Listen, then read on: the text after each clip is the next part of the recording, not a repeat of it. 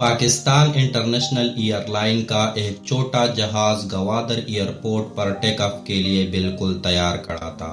یہ ہمیشہ کی طرح ایک معمول کی پرواز تھی، مگر آج کا دن پاکستانی حکام کے لیے کسی بھی طرح سے نارمل نہیں تھا، کیونکہ اس وقت کسی کو بھی علم نہیں تھا کہ اس جہاز میں 3 ہائی جیکرز بھی سوار ہیں۔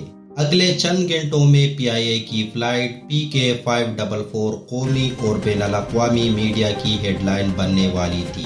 پاکستان جو صرف 3 دن بعد اپنا پہلا ایٹمی تجربہ کرنے والا تھا، اس کے لیے PIA کی یہ پرواز اگلے کئی گھنٹوں کے لیے انتہائی مشکل وقت لے کر آئی، اتنا مشکل کہ پاکستان کو مجبوراً بھارت کا جھنڈا لہرانا پڑا۔ شمع ٹی وی کی ویڈیوز میں ایک بار پھر سے خوش آمدید۔ ناظرین، یہ 25 مئی 1998 کی شام تھی جب پاکستان انٹرنیشنل ایئر لائن کی پرواز PK-544 نے گوادر ایئرپورٹ سے شام کے 4:35 پر ٹیک آف کیا، اور 40 منٹ کے بعد یعنی شام کے 5:15 پر اس جہاز نے خیر خیریت سے توربت ایئرپورٹ پر لینڈ کیا۔ یہ PIA کا چھوٹا فوکر F-27 ایئر کرافٹ تھا، جس کا توربت ایئرپورٹ پر صرف 20 منٹ کا قیام تھا۔ اس قیام کے دوران یہاں 3 مسافر جہاز سے اتر گئے۔ اب جہاز میں عملے سمیت ٹوٹل 38 مسافر موجود تھے۔ 3 مسافر اترنے کے بعد جہاز نے شام کے 5:35 پر ٹیک آف کیا، اور اب اس کا اگلا اور آخری سٹاپ کراچی انٹرنیشنل ایئرپورٹ تھا، جہاں اس کو 1 گھنٹے کے بعد یعنی 6:35 پر لینڈ کرنا تھا۔ توربت ایئرپورٹ سے ٹیک آف کیے ہوئے ابھی چند منٹ ہی گزرے تھے کہ ایک مسافر اٹھا اور جہاز کی کمانڈ روم کی طرف جانے لگا۔ اس پر ایئر ہوسٹس نے اسے روکنا چاہا، مگر وہ شخص ایئر ہوسٹس کو دھکا دے کر پائلٹ کے سیٹ تک جانے میں کامیاب ہو گیا۔ آپ کو یہاں بتاتے چلے کہ جس وقت PIA کی فلائٹ PK-544 میں یہ سب کچھ ہو رہا تھا، اس کے صرف 3 دن بعد یعنی 28 مئی 1998 کو پاکستان کو اپنا پہلا نیوکلیئر ٹیسٹ بلوچستان کے چاغی ضلع کے پہاڑوں پہ کرنا تھا۔ اس ٹیسٹ کو پاکستان نے چاغی 1 کا نام دیا گیا تھا، اور یہ پاکستان کی تاریخ کا ایک بہت اہم دن تھا، کیونکہ انڈیا اپنا دوسرا نیوکلیئر ٹیسٹ پوکھران 2 11 مئی 1998 کو کیا تھا، یعنی اس مہینے کی شروعات میں۔ دنیا کی نظروں میں پاکستان نیوکلیئر ریس میں پہلے ہی 24 سال پیچھے تھا، کیونکہ انڈیا نے اپنا پہلا نیوکلیئر ٹیسٹ پوکھران 1 18 مئی 1974 کو کیا تھا۔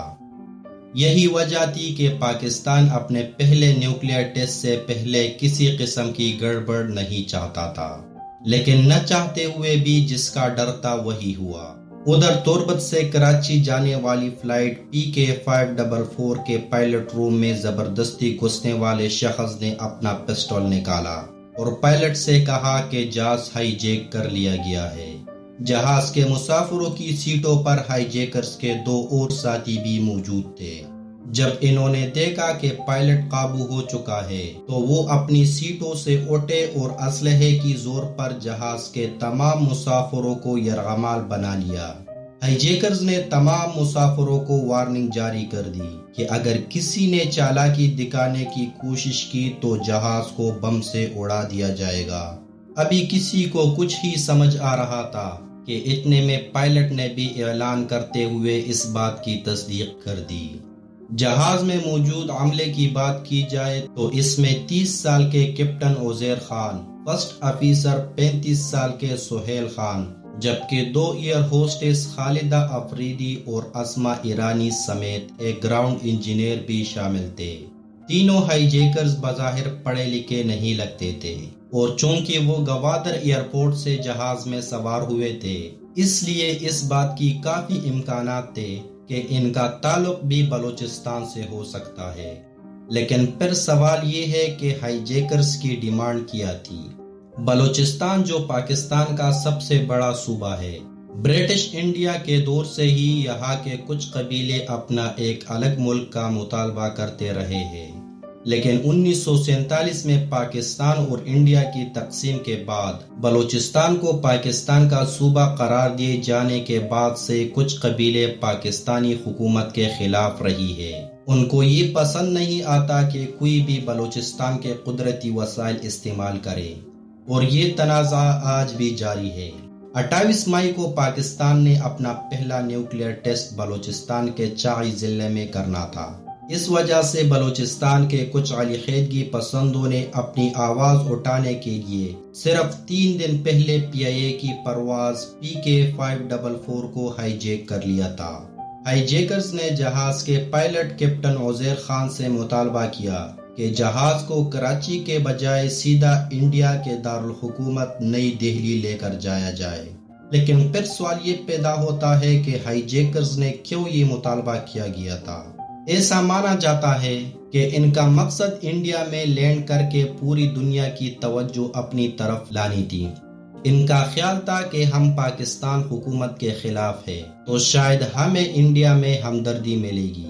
پاکستان انٹرنیشنل ایئر لائن کی پرواز PK-544 کے کپتان نے بندوق کی نوک کے نیچے جہاز کی سمت انڈیا کی طرف کر دی اور اعلان کر کے مسافروں کو بھی اطلاع دی کہ ہم انڈیا کے شہر نئی دہلی میں لینڈ کریں گے، لیکن ہائی جیکرز کو یہ علم نہیں تھا کہ کپتان نے چپکے سے جہاز کے ٹرانسپونڈر کو ہائی جیک موڈ میں ڈال دیا ہے، جس سے ground per air traffic control کو سگنل جا چکا تھا کہ PK-544 جہاز ہائی جیک ہو چکا ہے۔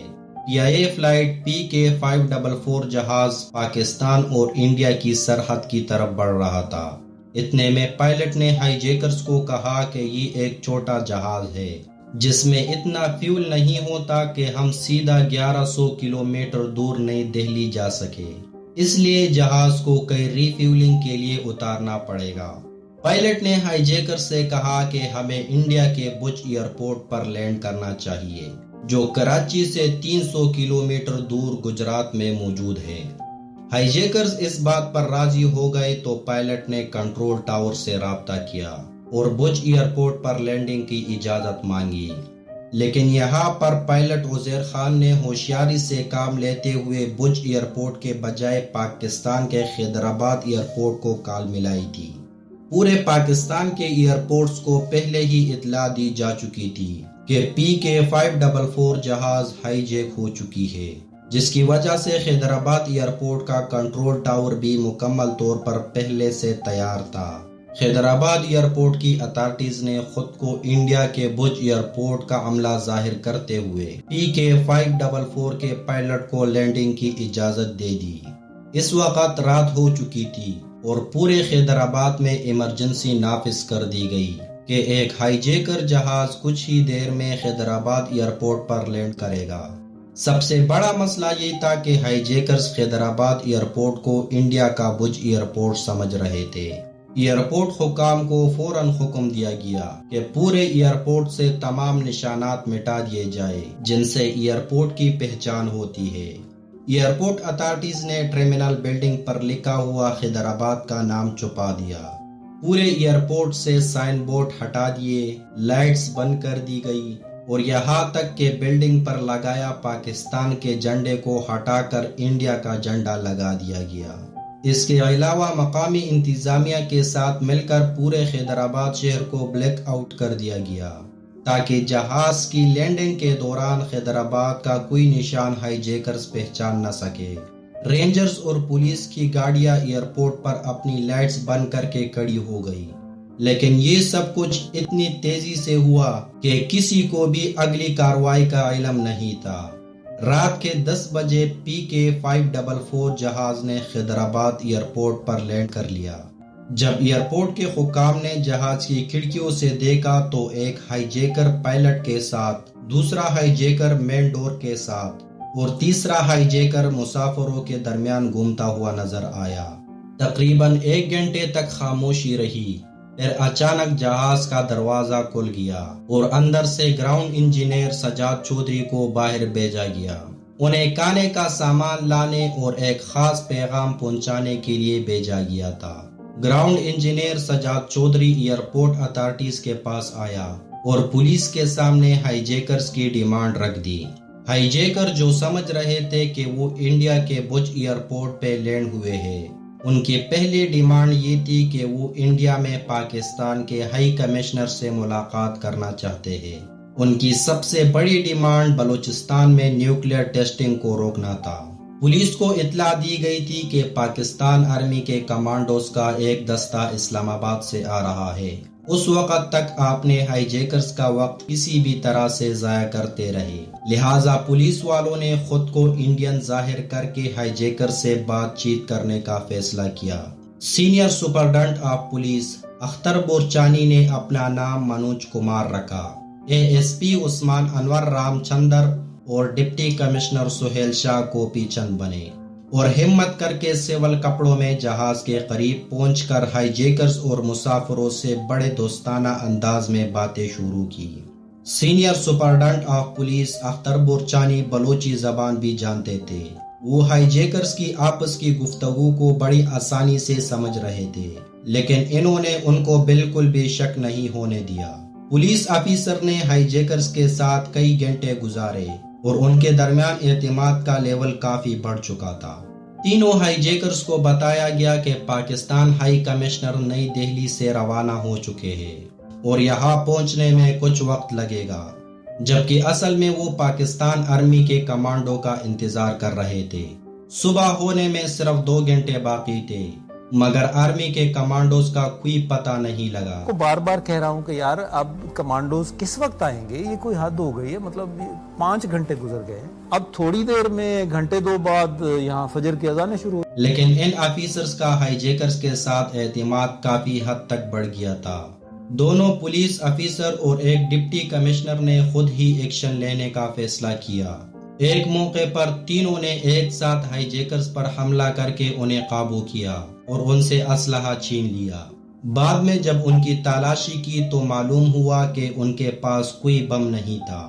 تینوں ہائی جیکرز کا اصل نام شاہ سوار بلوچ، صابر بلوچ، شبیر رند تھا، جبکہ وہ جہاز میں جمال حسین، انور حسین اور غلام حسین کے ناموں سے سفر کر رہے تھے۔